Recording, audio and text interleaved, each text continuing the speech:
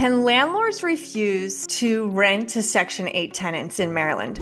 I'm Jenni Utz with Utz Property Management, Maryland's #1 property management company. Well, the quick answer is no. Refusing solely based on a voucher is illegal. There's a statewide protection, and it's under the Maryland Home Act from October 2020. Refusing a tenant because they receive a housing voucher or government assistance is illegal. This is considered part of the source of income, and that's discrimination. But what you can do is still screen fairly. You can reject voucher holders for legitimate reasons, such as bad credit, eviction history, criminal record, those types of things. The lease is another thing that we want to talk about. We want to make sure that between the lease and the advertising, we're not saying that we will not allow Section 8. So your advertisement can't say no Section 8 or treat Section 8 applicants differently. Why does this matter? Well, it's your responsibility to allow Section 8 tenants, but it doesn't obligate you to accept everyone. So as long as you're treating them equally and fairly under the same criteria that you do every other tenant or applicant, you should be fine. What this allows, though, is you're expanding the pool of potential applicants for your rental property, hopefully allowing it to get rented quicker. With vouchers, backed tenants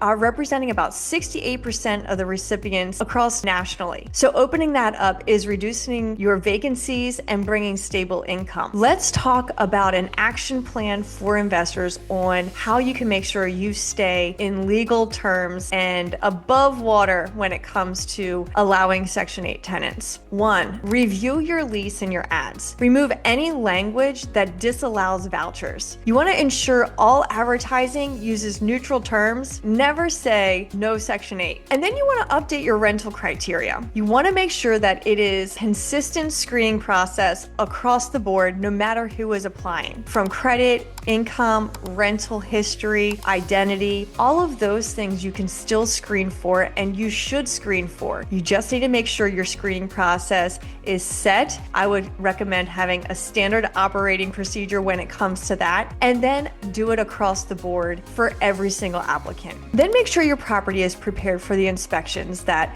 HUD will require. I would also suggest that if your property doesn't meet those minimum requirements, you should reevaluate what it looks like to have your property in rent-ready condition. We should also calculate rent. Compare what the U.S. Department of Housing and Urban Development's fair market rent is, those limits, with market rent for similar properties. You want to factor in the inspection repairs and any potential administrative delays that may occur, and so you just want to be ready for that. Another thing to do is expand your network. Partner with local housing advocates to access reliable Section 8 tenants and streamline that leasing process. Allowing Section 8 tenants without discrimination is the legal requirement, but it's also smart business. You're getting that access to larger, more secure tenant pool. Think about this. Section 8 tenants are locked into not only your lease agreement that they have to follow, but also their Section 8 contract. If they do anything to violate that, they are at risk and jeopardy of losing their housing voucher. That is very important to these tenants. So basically, these tenants in a double-backed contract is easier on our investors. And then potential for lower vacancies. These properties won't sit as long. You're adding the stability of government-backed rent payments. Like I said, a ton of renters are using Section 8 right now,